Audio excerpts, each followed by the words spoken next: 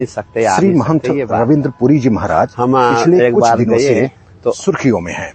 चर्चा इस बात की है कि महाराज मुस्लिम भाषा उर्दू के विरोधी हैं, मुस्लिमों के प्रयाग में प्रवेश के विरोधी हैं, धार्मिक आयोजनों में भारतीय सनातन धर्म के आयोजनों में मुस्लिमों के प्रवेश के को लेकर मुखर रहते हैं, विरोधी हैं। और उसके साथ ही साथ एक शानदार बोर्ड के गठन की बात भी संत समाज लेके आया है, उसके पक्षधर हैं। ऐसे तमाम एक मुद्दे हैं जिसको समाज जानना चाहता है, जिसको देश जानना चाहता है। आज उन सारे कई मुद्दों पे हम सीधी बात करेंगे प्रयागराज के इनके अखाड़े की छावनी के अंतर्गत पूज्य महाराज जी के पास। पूज्य महाराज जी से हम सब अगले कुछ समय के लिए इनके अमूल्य समय को लेकर हम लोग इस विषय पर बात करेंगे। तमाम एक ज्वलंत मुद्दे जिसे समाज और राष्ट्र जानना चाहता है, उसके लिए प्रणाम महाराज। बहुत बहुत आशीर्वाद, साधुवाद। माघ मकर रवि जब होई और सादर मज्जन सकल त्रिवेणी। तो आपका आगमन हो चुका है। प्रयागराज में संत जो हैं वो जंगम तीर्थ हैं, खुद चलते फिरते तीर्थ हैं। तो सबसे पहले तो प्रयागराज की धरती पे न्यूज 47 आपका स्वागत करती है महाराज। बहुत बहुत साधुवाद आपको।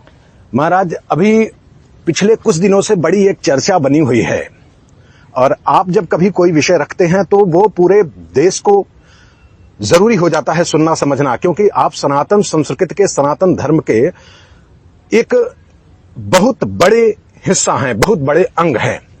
बीते दिनों एक बात चर्चा में आई, आप लोगों का शाही स्नान एक बहुत पुराने समय से सनातन संस्कृति का हिस्सा रहा है। इस विषय में सर पूज्य महाराज से हम जानना चाहेंगे, पूज्य महाराज से इस विषय में जरा सा प्रकाश डालिए कि शाही स्नान कब से कुंभ मेले की परंपरा में आया।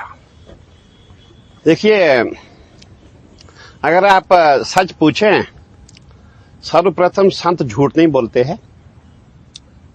जो सच होता है वही सामने लेके आते हैं। शाही स्नान का जो विवाद जिसको आपने कहा, जब हमारे अभी सावन के महीने में हमारे मध्य प्रदेश के मुख्यमंत्री मोहन यादव जी, जो कट्टर हिंदू है, सनातनी हिंदू है, जब वो महाकाल के मंदिर में गए, वहां पुजारियों ने कहा, माननीय मुख्यमंत्री जी, आज जो महाकाल भगवान है उनकी शाही सवारी है। शाही सवारी वहां की जो परंपरा है, सावन के महीने में सोमवार के दिन महाकाल भगवान को सजा करके डोली में बिठा करके लाखों की संख्या में पूरे उज्जैन वासी, इंदौर वासी, जितने भी वहां अगल बगल के लोग होते हैं, सब उनको बारात जैसी लेकर के जाते हैं। छिपरा जी में उनका स्नान होता है। और इससे पूर्व में हमने देखा है, हमारे माननीय मुख्यमंत्री जी, पूर्व मुख्यमंत्री जी शिवराज सिंह चौहान जी, वो भी वहां उपस्थित रहते थे। तो मोहन यादव जी ने कहा, भाई ये शाही सवारी का अर्थ क्या है जी, शाही सवारी क्यों? तो मैं उस समय दिल्ली में था, मुझे मध्य प्रदेश से फोन आया। मैंने कहा, हमारे माननीय मुख्यमंत्री जी ने बहुत अच्छा कहा है, और हमारे माननीय मुख्यमंत्री जी कट्टर हिंदू है और मैं समझता हूँ बहुत ही अच्छे पढ़े लिखे विद्वान व्यक्ति है। मोहन यादव जी को मैं बहुत अच्छे रूप से, मतलब पर्सनली मैं बहुत अच्छी तरह से जानता हूँ, मेरे अच्छे संबंध है उनसे। वो बहुत विद्वान व्यक्ति है और कहीं विषय में उन्होंने एमए किया हुआ है, पीएचडी किया हुआ है। तो उसी समय हमने ये भी निर्णय लिया कि जो हमारे माननीय मुख्यमंत्री जी ने जो उज्जैन में निर्णय लिया है, ये निर्णय उनका या हमारा नहीं है, ये निर्णय साक्षात महाकाल भगवान का है। तो उसी समय मैंने भी दिल्ली में निर्णय लिया कि हम शाही स्नान की जगह पे राजसिक स्नान नाम दिया जाए। तो तब से हमारा प्रयास चल रहा है। अब हमारी समस्या है, क्योंकि ये कुंभ का जो मेला है ये खाली प्रयागराज में नहीं लगता है, ये आपका उज्जैन में लगता है। हमारा जो कुंभ का मेला है नासिक, त्र्यंबक में लगता है और हरिद्वार में लगता है। अब जो हमारी जो अगली बैठक होगी उसमें हम प्रस्ताव पारित करेंगे। प्रस्ताव पारित करके हम वो प्रस्ताव यहाँ जो कुंभ मेला प्रशासन है इनको देंगे। दूसरा प्रस्ताव हमारा मध्य प्रदेश उज्जैन में जो मेला प्रशासन है वहां पे देंगे। तीसरा प्रस्ताव हमारा जो महाराष्ट्र सरकार है वहां पे देंगे और चौथा प्रस्ताव उत्तराखंड में देंगे। और जो भी हमारा जहां भी जो हमारा मेला रिकॉर्ड है उसमें शाही स्नान की जगह पे राजसिक स्नान लिखा जाएगा। ऐसा हमारा प्रयास है। पूज्य महंत जी, शाही स्नान राजसिक स्नान हो जाए तो इसके बीच में कोई प्रक्रिया का अंतर होगा कि भाषा विरोध है ये? नहीं, देखिए, ये कोई विरोध नहीं है, ये कोई हिंदू मुस्लिम वाली बात नहीं है।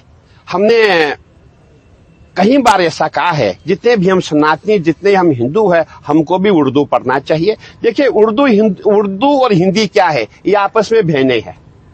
और जो हमारी भाषा है, मैं समझता हूँ 90% हम उर्दू ही बोलते हैं, परंतु जहाँ परंपरा की बात आती है, जहाँ हमारे भगवान की बात आती है, महाकाल की बात आती है, हमारे स्नानों की बात आती है, कुंभ मेले की बात आती है, क्यों नहीं ऐसा प्रयास किया जाए कि जो हमारी देववाणी में जो नाम हो, संस्कृत में जो नाम हो, उन्हीं नाम से पुकारा जाए। ये हमारा प्रयास है। बाकी हमें उर्दू से बिल्कुल कोई बैर नहीं है, बल्कि मैं ये कहना चाहूंगा, जितने भी हम सनातनी है, हमको भी उर्दू पढ़ना चाहिए, ताकि हम भी जान सके कुरान में क्या लिखा हुआ है। मैं जितने हमारे मुसलमान भाई है, मैंने देखा उन्होंने संस्कृत में पीएचडी किया है, उन्होंने व्याकरण में पीएचडी किया है। मेरे एक मांडा के मुस्लिम भाई है, मेरे पास आए, जब वो वेद ऋचाएं गाने लग गए, मैंने कहा आप तो साक्षात बिल्कुल मुझे छोटे मोटे देवता दिखते हैं, ये ऋचाएं कहां से आई? बोले गुरुजी, मैंने संपूर्णानंद से मैंने जो है व्याकरण में पीएचडी किया है। तो बहुत बड़ी बात है। तो हम हिंदू जो है बैर नहीं रखेंगे, हमें भी उर्दू में जाना चाहिए। उर्दू में जाके उर्दू भाषा क्या है, फारसी क्या है, अरबी क्या है, तभी जाकर के हम भी जो है कुरान की बात कर सकते हैं, उनके जो पंथ है उसकी बात कर सकते हैं। पूज्य महंत श्री रविंद्र पुरी जी के ऊपर ये आरोप लग जाता है कई एक बार, ये तो भाषा विरोध को तो आपने बड़ी सावधानी से टाला, लेकिन ये बताइए महाराज, ये कहां तक उचित है कि कुंभ के आध्यात्मिक कार्यक्रम में, आध्यात्मिक आयोजन में मुसलमान नहीं आना चाहिए? यह भी तो एक प्रश्न, बड़ा ज्वलंत प्रश्न इस समय समाज में बन के घूम रहा है, और आज वास्तव में यह बड़ी चर्चा का विषय है। देखिए, हमने कभी ऐसा नहीं कहा। मुसलमान हमारे भाई है, और मैं समझता हूं सबसे ज्यादा भाईचारा हम ही लोग निभाते हैं। अगर आप मुझसे पूछेंगे, जो हमारा अखाड़ा यहाँ प्रयागराज में है, मेरा जो मुसलमान ठेकेदार है, मैं उसको हरिद्वार से लेके आया हूं, और मेरे 1-2 मुसलमान ठेकेदार नहीं, करीबन 10 मुसलमान ठेकेदार है जो हरिद्वार में कार्य कर रहे हैं।